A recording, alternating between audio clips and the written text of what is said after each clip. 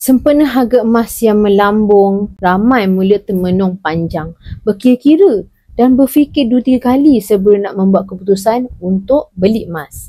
Tak dapat dinafikan tuan-puan, harga semasa emas semakin mendaki dari hari ke hari memang boleh membuatkan sesiapa saja terasa terbeban untuk beli emas. Lebih-lebih lagi bagi mereka yang baru ingin mula menjejakkan kaki dalam dunia simpanan atau pelaburan emas macam ni. Tuan-puan akan rasa ragu-ragu dan takut tersalah langkah. Sangatlah biasa tuan-puan. Apatah lagi bila melihat jumlah yang perlu dikeluarkan bukanlah kecil. Namun macam tu tuan-puan, perlu tuan-puan fahami bahawa harga emas yang tinggi bukanlah petanda untuk kita terus berhenti menyimpan emas atau menangguhkan niat yang baik ni. Sebaiknya tuan-puan, ia menjadi satu isyarat yang jelas bahawa emas ni kekal relevan dan bernilai sebagai perindu kekayaan dalam jangka masa panjang. Hakikatnya tuan-puan, masih banyak lagi cara yang bijak dan praktikal yang tuan-puan boleh gunakan untuk terus memiliki emas dengan tenang tanpa perlu mengobarkan kestabilan kewangan bulanan tuan-puan. Apatah lagi akan menjejaskan keperluan asas harian tuan-puan.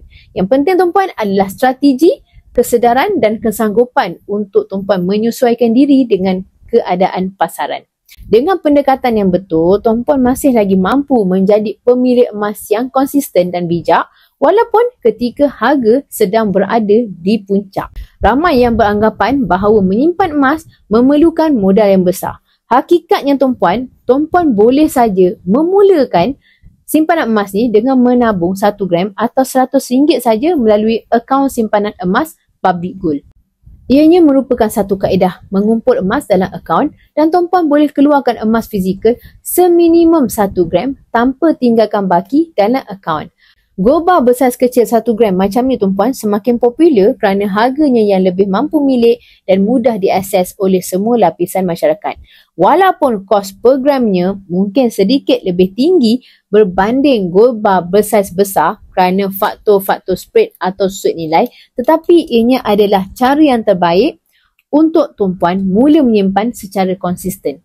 Gold bar yang kecil juga tuan-puan sangat praktikal.